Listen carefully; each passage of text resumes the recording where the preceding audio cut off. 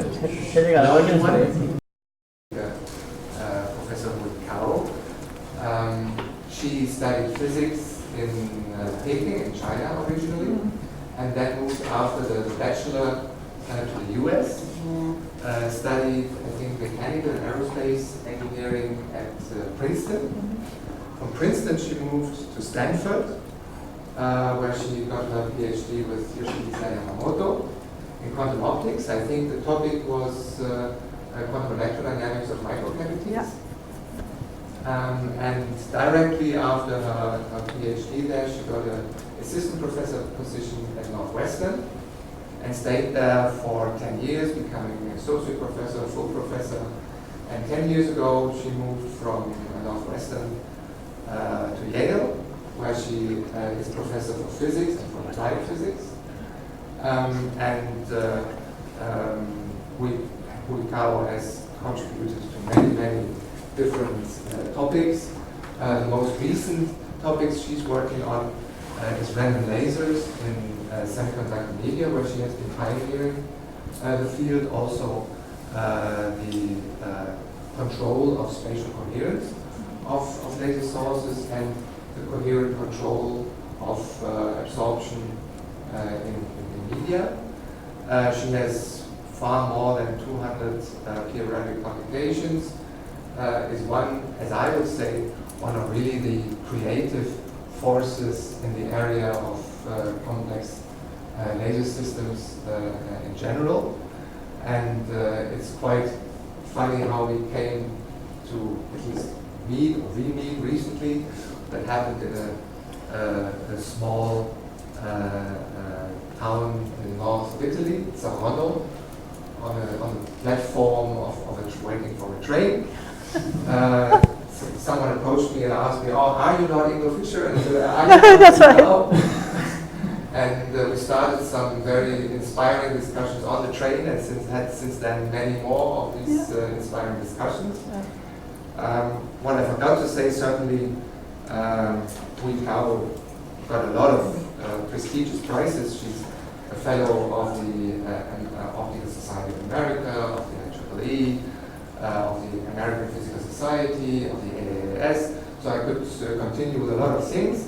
And she won the William Lamb Medal for laser physics and quantum optics, the Maria Gabbard-Meyer Award from the American Physics Society, then the Friedrich Bessel Research Award from the Alexander von Humboldt Foundation, and so on and so on.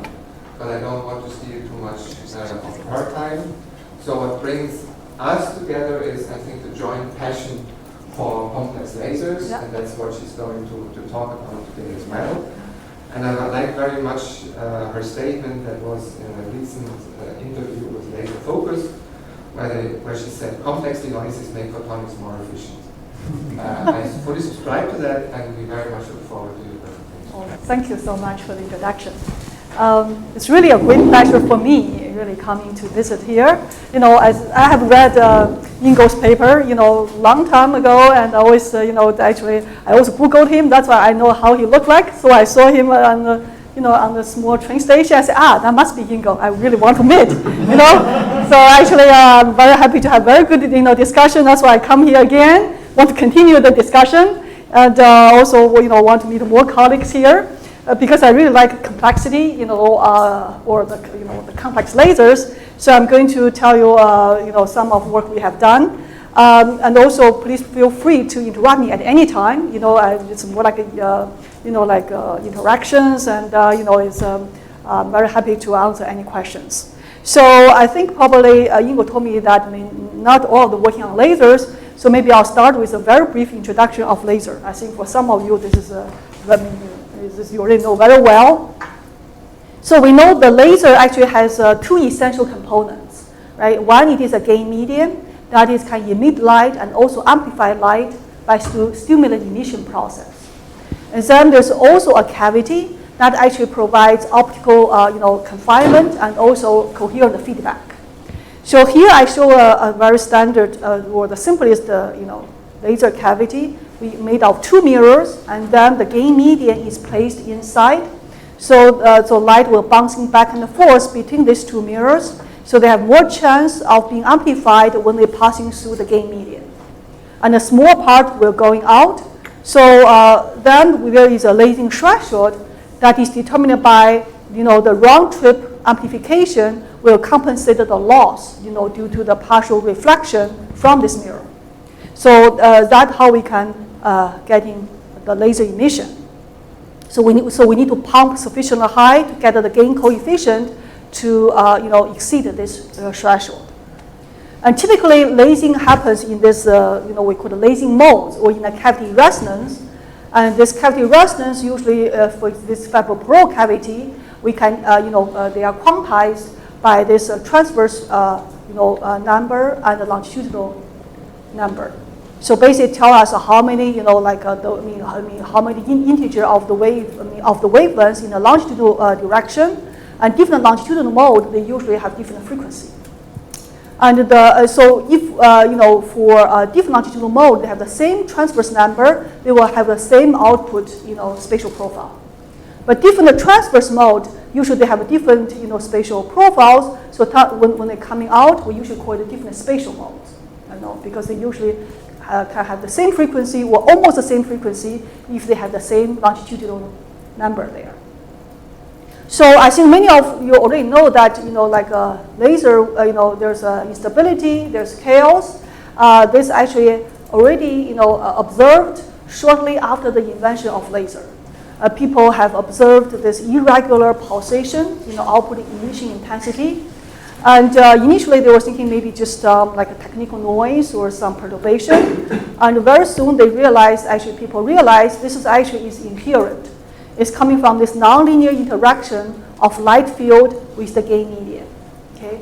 And this also has been related to the deterministic chaos. And this has been a very,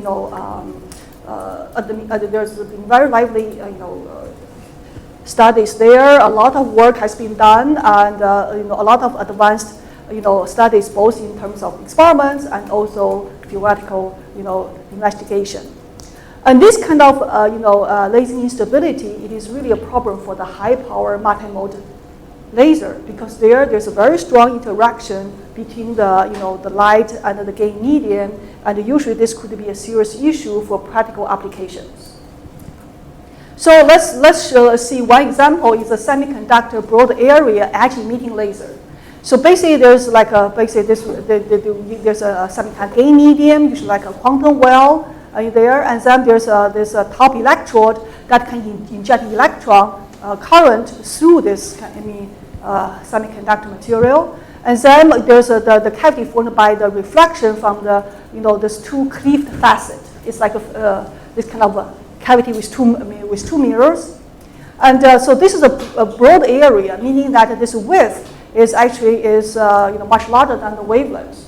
So therefore, there's multiple transverse mode in this cavity, and then the output actually this is the first paper I read of Yale, many years ago. They actually showing this beautiful data of this what is the output emission intensity as function of time. So this is a time. This is a space. Space is along this facet, this output facet. So you see there's this kind of, it's not homogeneous. There's all this kind of very bright spots. It's like a filaments. They're called filaments, and they are not really stable. They can move spatially. So this is actually is called spatio-temporal instabilities. Okay, so this is experimental data showing that, and also there are theoretical studies by Altwin Hess in collaboration with them to really try to understand such kind of phenomena. So I'll just give a very brief, very intuitive explanation what happens, why this coming from. It's coming from modulation instability, meaning that so let's consider this kind of fibropearl cavity. Usually, there's the cavity length is much larger than the width. So if we see this light propagating is predominantly in the axial direction. So therefore, there's a k vector in the axial direction is much larger than the transverse k vector. And the 1 over this gives us the wavelengths in the axial direction and in the transverse direction. So in the transverse direction, the wavelength is much larger than the wavelength in the longitudinal direction because the wave vector is much smaller. So typically, this is about a few microns. So now if we consider there's some intensity fluctuation on this wavelength scale on the in the transverse direction, that's a few microns. So then if locally the intensity is high, then they can deplete the gain because they have more stimulus emission. So then locally the refract index will be higher. That's due to the relation between real part and imaginary part of the refract index. So then this actually, if a local index is higher, it's like a form like a lens. So you can focus light more, here. So that means, even more like a spatial fluctuation of the intensity because it's more there's a tighter lateral confinement, and then this again can, deplete again more. Then you can have more focusing. So this actually will form the filaments. And this filaments actually, is not stable because optical gain is higher outside. This inside here you have lower gain because gain is depleted. So they can move laterally, and this complex, interaction between light field and the gain medium can introduce the spatio-temporal instability. So this is a very naive explanation of that. But because of this output was not stable, so it could affecting many applications for high-power laser. For example, we want to using this for laser machining or something. You want your pattern to be fixed, right? So there's a lot of studies to stabilize the multimodal lasers. So there's showing, so at least only a few methods here. For example, optical feedback or external injection, and recently using this PT symmetric structures. So all this method, the goal is to reduce the number of lasing modes. For example, you can using the feedback or the injection to, preferably amplify or select one mode to lase. So then this will reduce the number of lasing modes, and then this will reduce their interaction, this kind of complexity of the system. So it's reduced complexity. But this only works up to a certain power, because if your power is even higher, then this nonlinearity will coming back, and then you still see this kind of laser instability. And especially for people nowadays want to go to higher power. If you want to go to higher power, you need a more gain medium. That means your cavity has to be larger. Then you have many more modes in there. So it's very hard to make them single mode operation there, or lasing only in a single mode. So what was our goal at the beginning? We were saying, well, we want indeed to suppress spatial-temporal instability in this, in this high-power multimode laser, but we want to keep this multimode operation. Because if we can still have multimode operation, then this solution will be compatible with high-power operation that usually, as I said, require a larger cavity of very high pumping. So the question is how we can suppress that. So for that, actually, we're using another chaos, not chaotic lasing dynamics, but called wave chaos or chaotic ray dynamics. So this is actually is a different community where actually what we're studying is that if we can modify the cavity shape, okay, we don't make a fibropolar cavity, but if we can modulate the cavity shape, we can really affect the intracavity ray dynamics. We can also affect the lasing, the mode profile. So let's consider simple cavity is a dielectric disk, two-dimensional cavity that has like this the shape like a letter D. So in this case, the intracavity ray dynamics is chaotic. Let me tell you what I mean here. If we start with two rays that's slightly different in the angle here, then after propagating in this cavity through multiple reflection from the boundaries, you see eventually they are very far apart. In other words, the distance between these two rays grows exponentially with the time this ray propagating inside this cavity. So that's why this ray dynamics is exponentially sensitive to the initial condition. So we call it's a chaotic ray dynamics. And of course, if we consider what is the resonant mode, that's a linear wave optics. It is if we couple what's cavity resonance, that's a linear wave optics. So therefore, there's no chaos there because it's just eigenmodes of a linear wave equation. But this chaotic ray dynamics will affecting what is eventually the spatial profile of the lasing modes. For example, we can see a single ray trajectory will spread out over this entire cavity. Okay? And this will affecting what happens to the cavity resonance. So I show one cavity resonance here. You see this one is here. It's not like the light was localized anywhere spatially, but really spread over the entire cavity. And it has some resemblance of this chaotic ray trajectory there.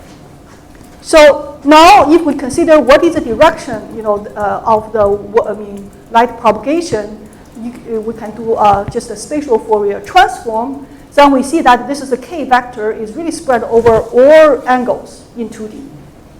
So then what happens that this wave wave function, they have all this very fine grained like a wavelength scale like grains coming from this interference of light propagating in all directions.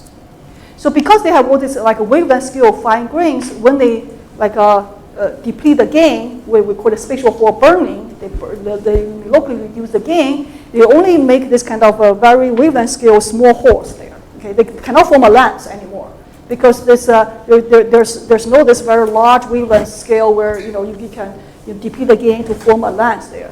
So therefore, you can think about this that here there's no this kind of self-lensing. There's no lens can be formed. And then there's no direction where the light can be focused to because light propagating in all directions. So because of that, there's no filament. Okay? If there's no filament, then there's no this instability because instability coming from the filament is not stable. So what is the idea here is to using the spatial profile of the modes where the laser will lays, which is a linear properties, to control the nonlinear interaction of the lasing modes with the gain medium. Then try to suppress the spatial-temporal instability.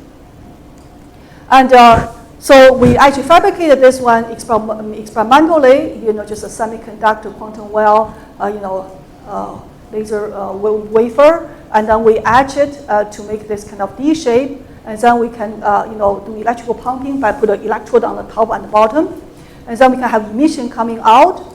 And then we try to here measure what is the emission intensity as a function of time, just like what Ingo did many years ago. And so this is the emission from this straight segments. And so this is the current pulse is 200 microseconds long. So at the beginning of like the first 2 microseconds, we can see that this intensity is still changing in time. Okay, here. But this one eventually, actually, at the later time, actually, this kind of change is, is much weaker and also happen on a much longer time scale. Okay, so now we try to see, what happens here. Then we also measured the time-resolved spectrum, the lasing spectrum. So we see this actually showing that the spectrum actually shift to longer wavelengths with time, and that's because of heating. Because when we first inject the current into the laser, they're going to hit, this cavity, and then the cavity modes will change. So during this heating, you can see initially this shift is very fast. That's because the heating is, the temperature rises quickly. So then you can see some modes, this is some lasing mode, appears, then disappears because of the cavity, modes are changing due to this kind of change of index. And then at the later one there, this kind of shift is getting slowed down because the temperature gradually become more or less stabilized. So now at the beginning, we can see this kind of lasing peaks. As I said, they are pretty short. This is a 50 nanosecond scale. They usually come and goes on the order of 100 nanosecond. But at a later time, when the system gets more stabilized, you see this actually even for this scale of 1 microsecond, we can see the lasing modes start much longer time. They can become much more stable in time here. So that's actually basically tell us that actually this one, if we don't have this kind of thermal effect here, the system is getting more and more stable there. Yes? Why do you have so few modes? So is that measured only in a certain spatial direction, or is this covering all the emission coming from this flat surface of the D? That's a very good question. Actually, even we only measure from only one side, the emission coming from all sides, because there's nothing to prevent them to leak out from the other side. And also we have a finite, collecting angle in there. So that's why we don't really measure all modes in there. Yeah. And also I have to say each peak is not corresponding to a single mode. the language is actually much larger than a single mode in there. So we think there's some group of modes corresponding to each peak in there. Yes? So, and the light coming out from the flat surface of the D is collimated or is No, spread? it's not collimated. It's in all, actually, this is a very good question. This output here is in all angles. So first of all, the emission can come in from all sides. And even from this side, it's coming out in all angles in here. So it's not collimated at all. Okay, that's a very good question. I'll show you how we can make a more directional emission there, but this is not. Okay, so, okay, good. Any other questions? All right, so now we were trying to say, but then we try to make, in the same wafer, two cavities. One is this kind of stripe, the basically, like with like two mirrors coming from the two ends. And then here, when we see this output, this spatial, coordinates along the facet, and with time, we can see this very, rapid oscillation on the order of the nanosecond scale. And the spatial temporal Fourier transform of that, we see this oscillation frequency can up to, like, say, 1 gigahertz or more. This was known already previously, And then now, if we just compare with the D cavity, for the same, scale, 2 microsecond long, window, this is much more stable now. And this actually happens also after the system reached thermal equilibrium. So this is not the initial transient thing here. This is already happens, even during the thermal equilibrium. And here is much longer, and we don't see any, high frequency oscillation. So this shows us indeed by changing the cavity shape, we can change this kind of interaction of lasing mode with the nonlinear medium, then try to modify the spatial temporal dynamics here. Then the question is, why is not uniform? Why is only coming out from some area seems like a filament? But actually this is not filament because the size is larger than the filament. Typical filament is about 5 to 10 micron. Here is actually larger than that. This actually is, again, this output emission profile determined by the passive cavity mode spatial profile.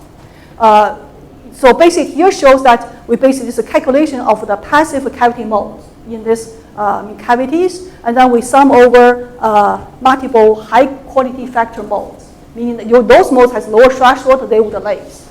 If we add them together and then see what is their output, okay, then you see that even though the intensity was homogeneous along the this straight segment, the output is not homogeneous. Why? Because when the ray or the light ray coming from the end, when it reflect, depending on what is the reflection angle. Here near the center part, the light hit at this boundary at an angle larger than the critical angle for total internal reflection, so they're mostly reflecting back rather than going out. And then near here, they are more coming in with the angle less than the critical angle, so they can leak out. Okay. So actually, if we take into account this effect and also the finite numerical aperture of our imaging optics, actually we can predict what is the spatial profile of the output, and that agree very well with the experimental data shown as a blue line here. So that means really this emission profile is determined by the passive cavity, mode characteristic, rather than by this nonlinear interaction between the gain medium and the light field. So this is basically showing that we can indeed, and we can also manipulate the cavity shape, different cavity shape. There's many cavity shape can give you chaotic ray dynamics. We can using this to control the emission, or to control the emission properties and also the internal lasing dynamics. But then coming to this question is, can we make that directional, really a directional emission? So this now I want to cite about another work about a narrow strip laser. So this narrow strip laser actually is also started many years ago. Just make this the width of this kind of fiber pore cavity is narrow, so they support only one transverse mode. But in this case, even though there's one transverse mode, but there's still many longitudinal modes, and when they lace, there's also temporal instability or temporal dynamics. So here shows the work done also, by Tradici and and also co-workers. They see that. So this is a multiple longitudinal mode, has different frequencies. And then they measured what is the emission intensity for each mode as a function of time. So you see that the each mode the intensity is high, low, and then they have some like alternating behavior. So they're showing this mode hopping and also switching.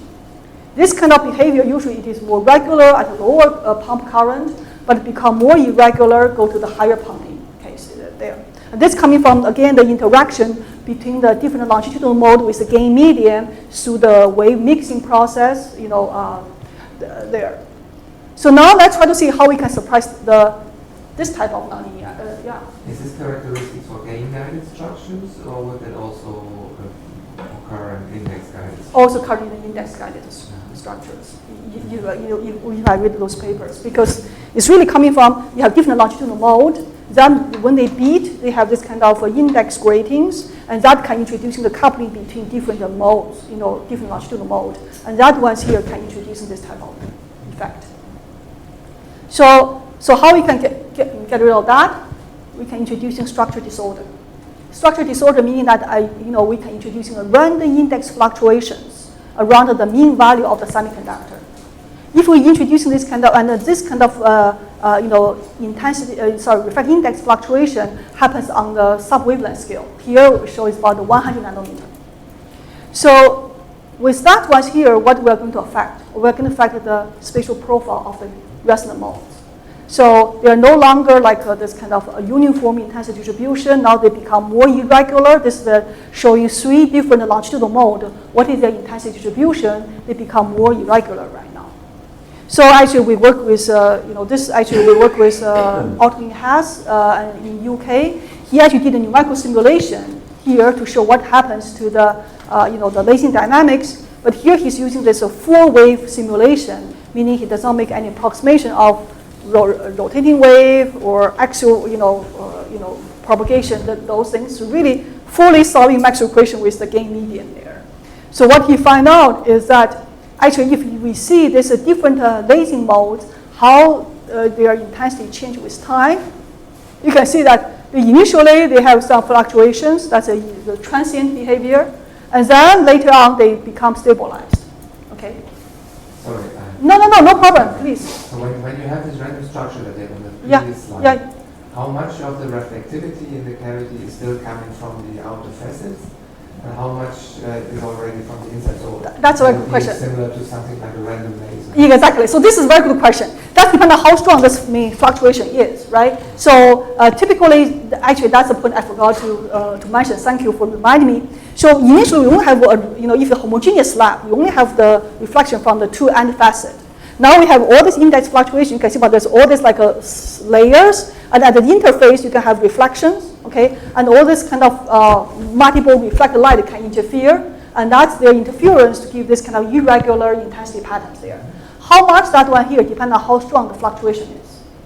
So if I have, stronger fluctuations, and then eventually it's become a random laser. I don't care about the boundary anymore here. But here the boundary still matters. So because we still not completely random yet. Eventually, if I'm so random, I can even get into localized, spatially localized mode, like Anderson localization. But we're still away from that. That's a very good question. Yeah. So all this in here is because we have this multiple wave, reflected from each interface, and then they interfere there. So this actually can suppress, this kind of lasing instability or this kind of fluctuations. So here shows each mode becomes stabilized. Now if we see the total emission intensity, they actually, after initial transient, they become stabilized. If we consider what happens, this basically expanding at the later times, indeed they become almost constant here. Now if we consider a homogeneous cavity, we remove the structure disorder. He did the same simulation. Okay, sorry, this is still a disorder system. I went too fast. This actually, we can suppress the instability over a fairly large range of the pump. The pump current can be, actually the threshold is about 100 amp per square centimeter, so go just above the lasing threshold to more than 10 times, 20 times of the lasing threshold. You see, eventually, this is a total emission intensity, eventually they will all stabilized. Actually, the higher the pump, the faster the system reaches reach a steady state. And if we don't have this kind of disorder, then you see this kind of lasing dynamics. For each individual mode, their fluctuation will last for a long time. They just don't become a steady state. And then if we sum up their intensity, the total emission intensity still fluctuate over a long time. Okay. So that means that indeed, introducing the structural disorder into the system, we can have this kind of multiple wave coming from different multiple reflector wave from different interfaces, and their interference effect can suppress this kind of nonlinear interaction or this kind of coherent interaction between the gain median and the lasing field. So I think with that, I want to summarize my first part. I want to show you that we actually can suppress the spatial-temporal lasing instability using either wave chaotic cavities, that's a two-dimensional, or one-dimensional disorder cavities. In these 1D disorder cavities, the emission is still directional because there's only coming from one direction. And then the way we actually be able to control this, temporal dynamics of multimodal laser is by tailoring the passive, cavity mode structures. Using that to control this kind of nonlinear interactions, or the nonlinear dynamics. So I think with that, I finished my first part of my talk. Maybe I'll stop here for a second. Any more questions for this part? Yes. Maybe one. Yes. Because you got the stabilization of the spatial-temporal dynamics via the boundary conditions. Yes. Of wave chaos. Yes. And the wave chaos description is usually also by random matrix theory, which Yes. applies a similar way to random lasers, right? Yes. And that's why I was also asking whether in Yeah. the case it related to random lasers. Could you achieve the same thing in 2D also using random lasers? Yeah. Would also the temporal stability Yes. be Yes. suppressed? Yes. Yes. Yes. Yes. I think so. So basically, that as you said, we can control this spatial temporal instability or this dynamics either using boundary conditions or using like internal random structures. So the main idea for both of them is you're introducing multiple waves, I'm using this complex wave interference things here to make, because the spatial mode profile for 2D random laser is very much like this chaotic cavity. It's all fine grained, like very small grains. You cannot form a filament or have a lancing effect. So indeed, I think they can do that. But the random structure, the thing is that, there's one thing is that when you try to make this kind of random structures, you need to drill a very small holes in there. For the boundary conditions, it's much easier to control because you can just do photolithography rather than e-beam lithography. But indeed, that can be done. Yeah, so that's why we started as a 1D structure, but 2D can be done too. Yeah. Any other questions? Okay, so if not, I'm going to move to the second part, which is both. I'm going to show some, another thing is more application oriented to see that how we can using laser for field illumination. So we all know that a laser has a lot of advantages, as a illumination source. For field imaging, they are bright, they have directional beam, they're very efficient, they can control the wavelengths. So potential application, there's a lot, for example, biomedical imaging, field OCT, confocal microscopy, even for laser projectors, photolithography, holography, or targeted illumination. So there are many things, for using laser will be advantages. But there's a big problem. The big problem is the speckle noise. Is that because the laser has a high spatial coherence, so if we have some rough surface or some defects in the optics, setup, or just like biological tissue that scatter light, then the light from different, spatial location can be scattered to the same position. And because, high spatial coherence, those fields are they coherent with each other. So when they reach the same position, they're going to interfere. And then the interference depends on what is the phase delay, and that's typically random. So therefore, we have this random grainy pattern called a speckle. And that is a problem for field imaging. So how people typically get rid of it? They basically get rid of it by using a rotating diffuser, like a ground glass. And that can scatter, when the laser beam going through it, they form a speckle pattern. And this speckle pattern will change because when this were rotating, have different disorder structure there. Then if we sum over many different speckle patterns, then the contrast will going down. So I'll show you a movie here. I hope it's going to work.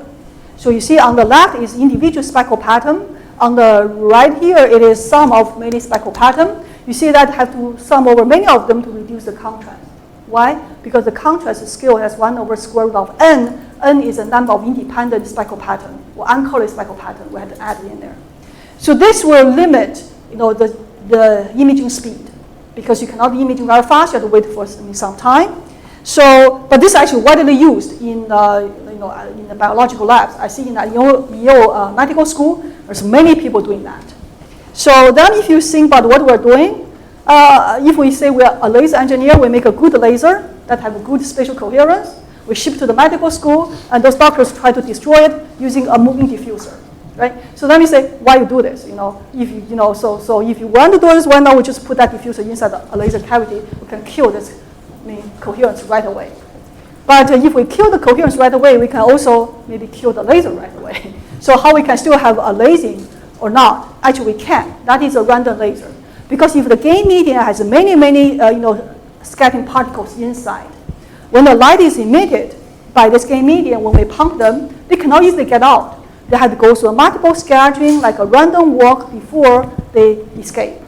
So this multiple scattering will increase the path length of light in the gain medium, so they have more chance being amplified. Just like what we use typically for a cavity to trap light in there for more amplification. So therefore, we can use multiple scattering as a way to enhance amplification. And if we pump hard enough, we can get a lasing, so that's called a random laser. So we don't need a mirror anymore, so this is also called a mirrorless laser. So there's a lot of study on random laser for many years, so I don't want to get into a lot of detail. I want to show you the spatial coherence of random laser can be very low.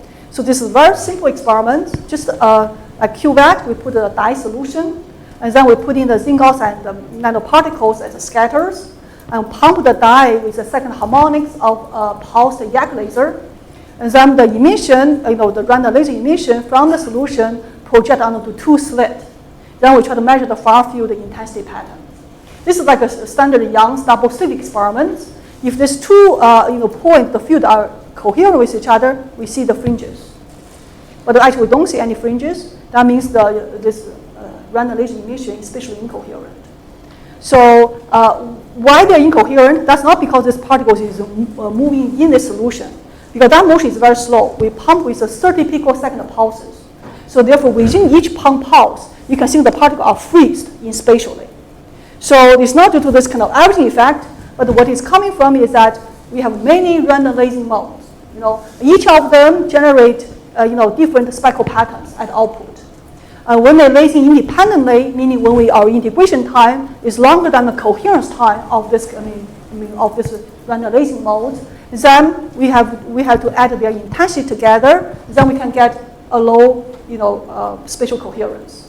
So in this way, you can think about it as that we can, rather than generate many different speckle patterns, sequentially, we can generate them simultaneously using a random laser to get rid of spatial coherence. So then we can have, no coherent artifact. So this actually, we show this in a very simple experiment, just illuminating the Air Force test charge using a random laser emission. Then we stick a thin scattering film between the object and the imaging optics. So you can see that if we use random laser illumination, we can still see the features. But if we replace it with a helium neon laser, then it's full of speckles there. We cannot see anything. And again, this can be very easy to understand. If we're using a lens to imaging point A and B to A prime and B prime, Now if we have some scatters, they're going to scatter light from, the A is supposed to go to A prime, but now they mapped to B prime. So they're going to combine, so 2 light, one from B to B prime, one from A scattered to B prime. So now it really depends on how we add, depends on whether they are coherent or not. If the light illuminate here and here, they are spatially coherent. We have to add the 2 field coming from these 2 points. When we add in the 2 field, then we square them together the intensity. There's this kind of crossing term. That's give us the fringes or the speckle patterns, because that depends on the relative phase between these 2 fields. If it's incoherent illumination, we just add their intensity together. Usually the scattered light is much weaker than the main light, just image to there, so we can still see the features. Just have a lower signal to noise ratio. So using this, actually there's a German group. They're actually using this random laser for time result microscopy. Basically, what they show is that they actually be able to generate a bright random laser pulse as a well-defined time to illuminate the thing, so that they can do speckle-free single-shot imaging to see a time result process. And the integration time is only 10 nanoseconds before they can get rid of this coherent artifact. That's because the coherence time usually is much shorter than that. Okay, so to summarize this part, I basically show you for full field illumination, the light source, what we want. We want them to be bright, but we also want them to have low spatial coherence, so there's no coherent artifact.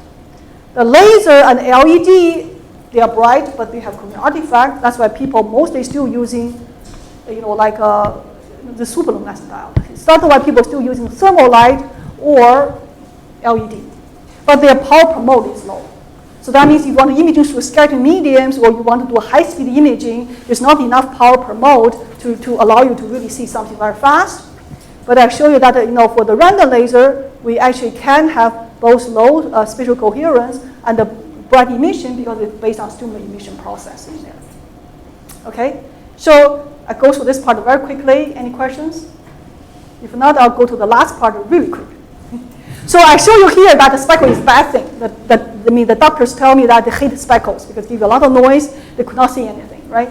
So they could not see the real structure. After we got this in work for them, then they told me speckle is not that bad. Why? Because speckle can show you the motion of the object. So here shows a imaging of a laser illuminated thin skull of a rat. So you see that this is just speckle. But if they calculate the local speckle contrast, they clearly see these blood vessels.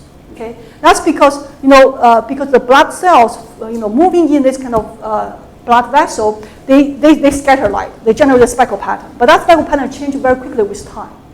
So if we have find the integration time, then we know that locally in those areas the speckle change so fast, the local contrast is low.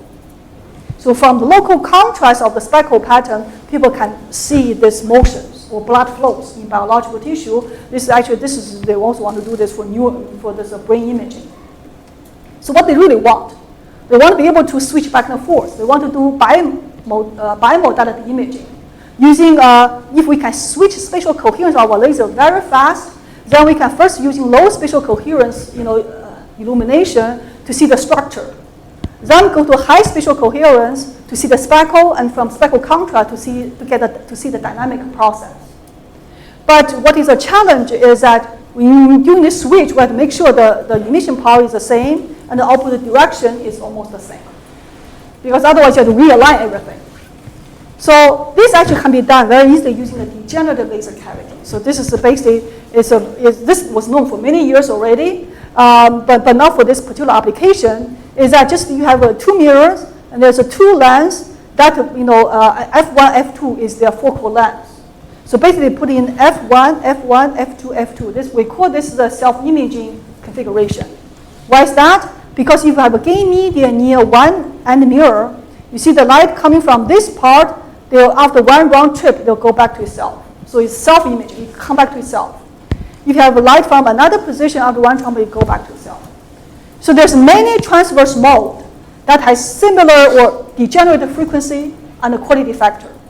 So therefore, they can lay simultaneously because they have very little overlap in the gain medium. They have less mode competition for gain, and then their output have low spatial coherence. Now, how to make a single mode lasing, switch to spatial coherence, we put an aperture at the focal plane between these two lines, then we just close it. Now, when we close it, the way to have lasing is that now all the emitters from different part of the gain median have to be phase locked. That means that they form a plane wave that can focus through this aperture and then coming back. That's a single spatial mode lasing. So that has a high spatial coherence. But we don't change the power that much. Why? Because you see that this mode, the single mode, still have the same spatial overlap with the gain median as the multi-mode. So we can switch between single mode or many modes while still keeping the same output power, almost constant. And in collaboration with Neil Davidson's group at the Weizmann Institute, we show that using a solid-state degenerate laser, we can change the number of transverse modes from 1 to 320,000 and change the power less than a factor of 2. This is because we do active filtering. We put the filter inside the cavity and ask the laser to find a solution, be able to laser. Yes? It requires an inhomogeneously broadened laser, no? Because It requires what? an inhomogeneously broadened laser? Or would it also work with homogeneously broadened? I think it's also work with homogeneous broadened one. Because if you say you use the whole gain medium? Yeah. Is it? Yes. I was surprised because then it would say in a homogeneous medium you would have winner takes all. Yeah, but that's because that's why we put the gain median here. Because when we put the gain median here, the different transfer mode have very small spatial overlap. Okay. So then their competition for gain is less. Yeah. So that's how we can. That's why we can make it. Yeah, exactly. So if we have a passive filtering, meaning we put the aperture outside the laser cavity, by close the aperture, we can also reduce the number of spatial modes, but then the power will go down also. So therefore, if we do passive filtering, we can, we cannot, the power will change 5 order magnitude when we change the transverse modes there. But here inside, we can change it much less because this makes the self-organization of the laser cavity to figure out what to do. Anyway, so then we actually using this broad area VEXO from Princeton Optronics. It's a vertical external cavity surface emitting laser with the bottom BR mirrors. And there's a gain medium, a quantum well in there, which is built this kind of degenerate cavity. This is electrically pumped, have very high power, Then we basically just using this, try to imaging. I think my time is off. Maybe I'll just show you. We can imaging the heartbeat of a living tadpole. So tadpole, it is embryo of frog. And this is actually the people at Yale Medical School using this as this is a tail, this is a head, this is the tail, this is where the heart.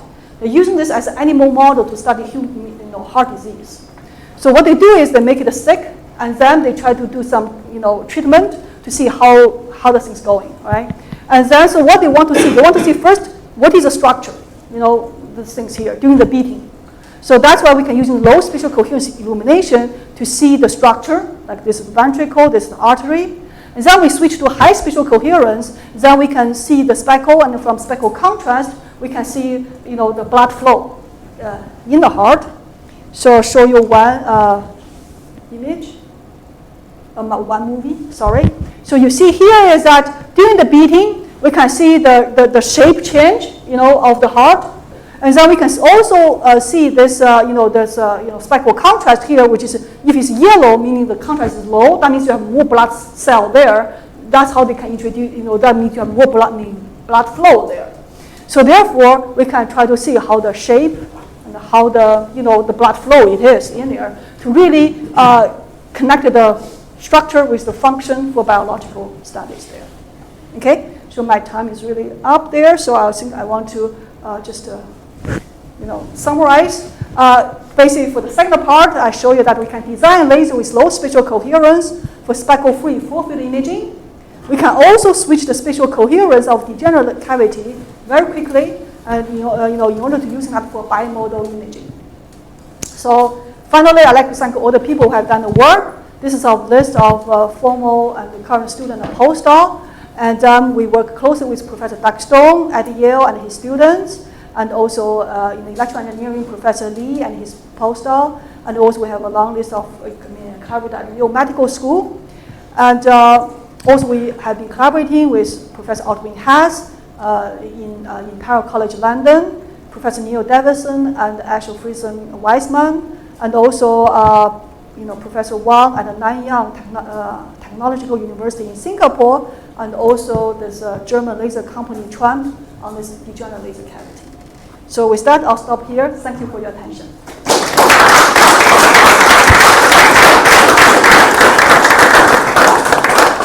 Thank you very much for the beautiful and inspiring overview. Thank you. Well, we got already quite a number of questions, but I'm sure there are Yes. You have shown the chaotic cavity lasers, random elongated lasers, and Yeah. control Yeah. transverse modes. Yeah. Are you trying to mix everything together? Or trying to mix Is there everything. any advantage of this? Or? Yes, actually, I have to say each laser or each approach has pros and cons, really depending on what is the application there. Okay, so if we don't want to tune the spatial coherence and we want to do something really robust or compact, I think this on-chip chaotic cavity with directional emission would be the best one to go. And then if we want to tune the things, and then on-chip it may not be so easy to tune the things, then maybe this external cavity gives us much more freedom to really control it. So really depend on what is the application and what is, what people really want. Actually, I have to say that actually Ingo and other people also have a different way to tune the spatial coherence by do temporal modulation of the pump. By modulating this temporal, shape of the pump current, we can also change the spatial coherence. And I believe they have done that with the VCSEL. So I think there's many different approaches. They have pros and cons. And I think really, at the end of the day, it's really depends on what application.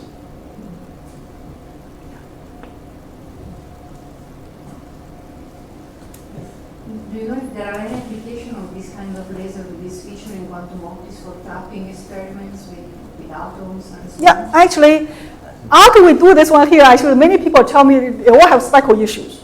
So one thing I just learned recently is that for when people using laser to make optical potentials for trapping cold atoms, like Emmanuel Bloch, in Max Planck Institute, they have a speckle issue, speckle noise. So they're actually working now with Neil Davidson, my collaborator, to try to get rid of the speckle noise for their trapping, because otherwise this is also introducing additional noise. Yeah, indeed. So this is everywhere, the speckle problem.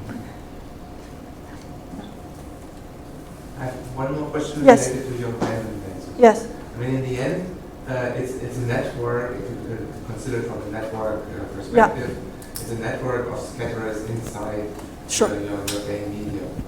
Have you ever thought about making network studies? Yeah, actually, Because it's a beautiful system to study dynamics of networks and Yeah. parameter dependencies. Yeah, I think that's a very good question. Actually, I thought about it. I think the thing for random laser, is that it's too complex. All the so many modes, they're coupling in a way which I cannot control it, and sometimes I don't even know. Actually, I didn't have time to talk about the random laser dynamics. We also started the random laser dynamics. So I think that, right, so it's indeed, that's very interesting, but I feel that it's too complex right now, so I was hoping to reduce the complexity first. So I think one thing is, I talk about this, the degenerate cavity laser. The degenerate cavities, you have, first I can control how many modes in there, and spatial modes. And then I can control the coupling. There's a way I can control the couplings. So then maybe in this way, I can start with something more, easier to understand before going to the random laser, which is very interesting, but this it's too many modes, the coupling is, actually the good thing if they're all spatially coupled, the overlap, they have all coupling there. But it's just too complex. Nothing will be controlled by a spatial light modulator in the Fourier plane? You mean like degenerate laser or random laser? In the degenerate. Yeah, this actually, this is thing actually I was, this is what I was interested in exactly. So what we can do, so where's my degenerate cavity? Oops. Okay, here. So there's several ways to do this. Actually, what we're planning to do, or we're studying is that we can put a spatial light modulator here. And then using this one here, now if I can write some grating on there, and then I can, so where's my multiple mode? So I can deflect this part into that part. And then, because, for this one we do for other things, you can have SLM, then we do micropixel. A micropixel can, write a grating for each micropixel, then we can try to control how much go into other ones, and then we try to do this coupling between them there. That one I can have much better control. And this would be probably an easier way to start first, but that's a very good question. Eventually we hope to do random laser, but this is probably much more easy to start. Yeah. Thank you. Are there more questions or comments? If not, let's thank Hui Cao again. We will still be here in the afternoon, so we'll be partly in lab, but if you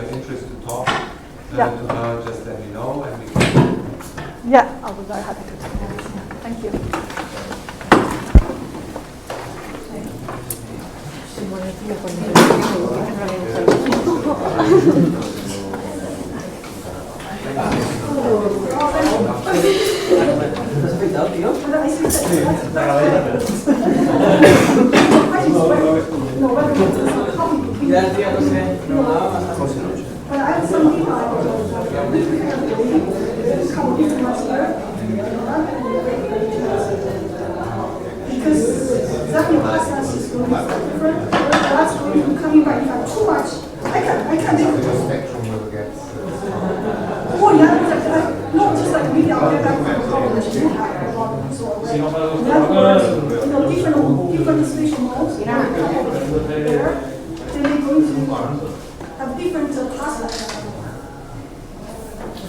will have also a distribution of